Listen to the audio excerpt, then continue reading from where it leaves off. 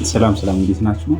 ዛሬ ደግሞ የምናየው ስለ አርቲፊሻል ኢንቴሊጀንስ ወይም እነዚህ የሰው ሰራሽ አስተውሎት የሚባሉት ምን ያህል በህይወታችን ተጽዕኖ እንደሚፈጥርና ምን ያህል ኔጌቲቭ ኢምፓክት እንዳለው እናያለን።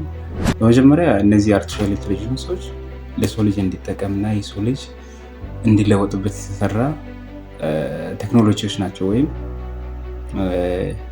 እነዚህ የአርቲፊሻል ኢንቴሊጀንስ ወይም እነዚህ ሰው ሰራሽ አስተውሎት የምንላቸው ሰው እንዲጠቀምበት ነበር የተሰራው። ነገር ግን በዚህ ሰዓት በተለይ በወጣቱ በሶሻል ሚዲያ አማካኝነት በጣም ተጽዕኖ እየፈጠረ እና ብዙ ወጣቶችን አንፕሮዳክቲቭ እያደረገ ያለው አንዱ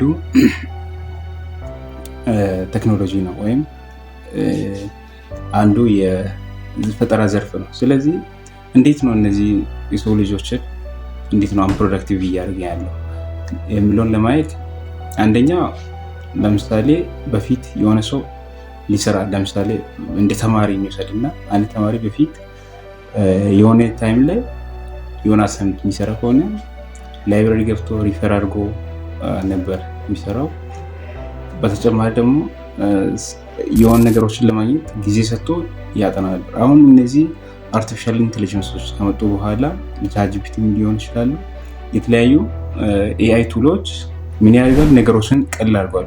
ኦፍኮርስ ታይሙን ጊዜውን በትክክል እንድንጠቀም ረድቶናል። ነገር ግን የምንጠቀምበት ፓሽን ወይም የምንጠቀምበት ወይ ሞስት አብዛኛው ያንግ የሚባሉትን ኤጆችን አንፕሮዳክቲቭ እያደረገ ነው። ስለዚህ ይሄኛው አንደኛው ክሬቲቪቲውን ሰው እንዲቀንስ አድርጎታል። ሁለተኛ ደግሞ በደንብ በዛ ነገር ላይ ማሹር እንዳይሆን አድርጎታል። ለምሳሌ እንበልና አንድ አሳይመንት የሆነ ፕሮጀክት ሰጠ፣ ወይ ኮድ ሊሆን ይችላል፣ የሆነ ዲዛይን ሊሆን ይችላል፣ ወይም የሆነ ሪሰርች ሊሆን ይችላል። ስለዚህ አይዲያውን ቻትጂፒቲ ላይ ኮፒ ፔስት አድርገን ከዛ ያለውን ነገር እንዳለ ገልብጠን የሚሰጥ ከሆነ እኛ ያወቅነው ነገር ምንም የለም። ስለዚህ ነገ አፍተር ግራጁዌሽን ይሄ ነገር ግራጁዌት ካደረግን በኋላ ሪል ወርልዱ የሚፈልገው ደግሞ የእኛ ዲማንድ ነው። ስለዚህ እኛን ነው እንትን የሚፈልገው በስራ ቦታ ላይ እኛን ነው ለመቅጠር ምናምን የሚፈልገው እኛ ነው። ስለዚህ እኛ ሁሌ ሾርት ካት የለመድን ሰዎች እዛ ስራ ላይ የሆነ ሪስክ ቴኪንግን እንፈራለን።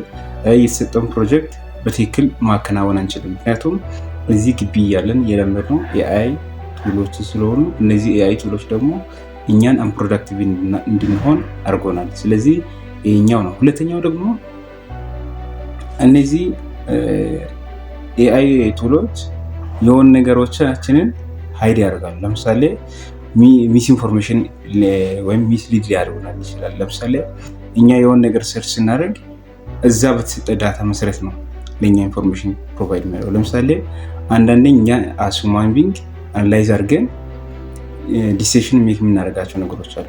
እሱ አሁን ባለው ጊዜ ኤአይ እንደ ሰው ልጅ ፐርፌክትሊ ዲሲሽን ሜኪንግ ስቴጅ አልደረሰም።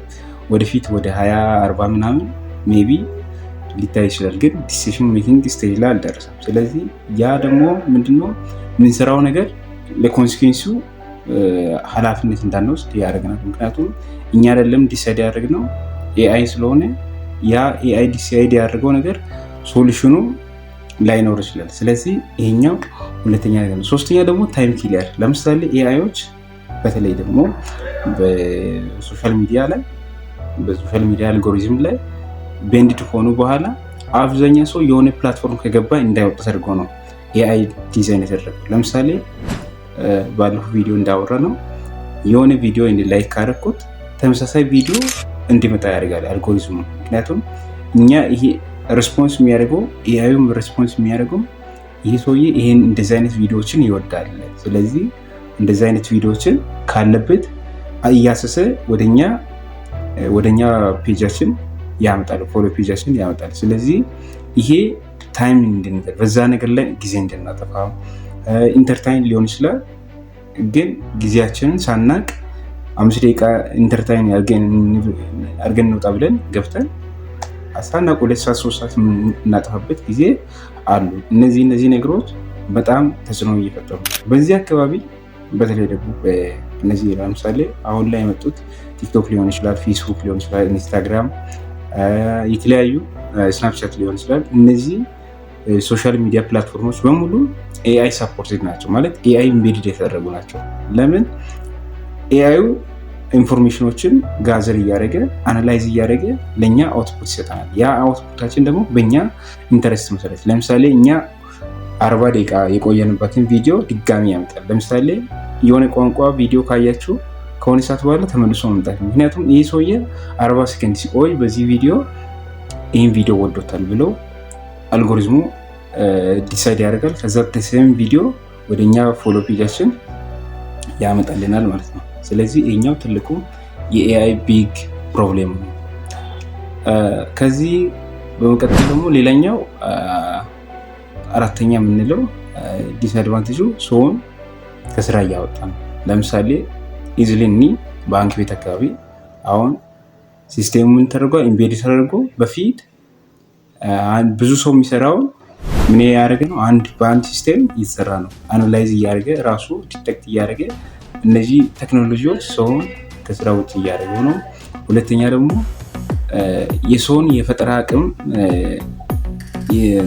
ሪዲዩስ እያደረገ ነው። ስለዚህ የሰው ልጅ ለምንድን ነው የሚማረው እስኪል ድረስ? ለምሳሌ የአንደኛ ክፍል የሁለተኛ ክፍል የሆነ ነገር ሰርች አድርጎ ካገኘ ኤአይ ሳፖርት አድርጎ ሶልቭ ካደረገ መማር አይጠበቅበትም፣ ያቆማል። ያ ደግሞ የሰው ልጅ የወደፊት ዕጣ ፈንታ ችግር ውስጥ የሚከት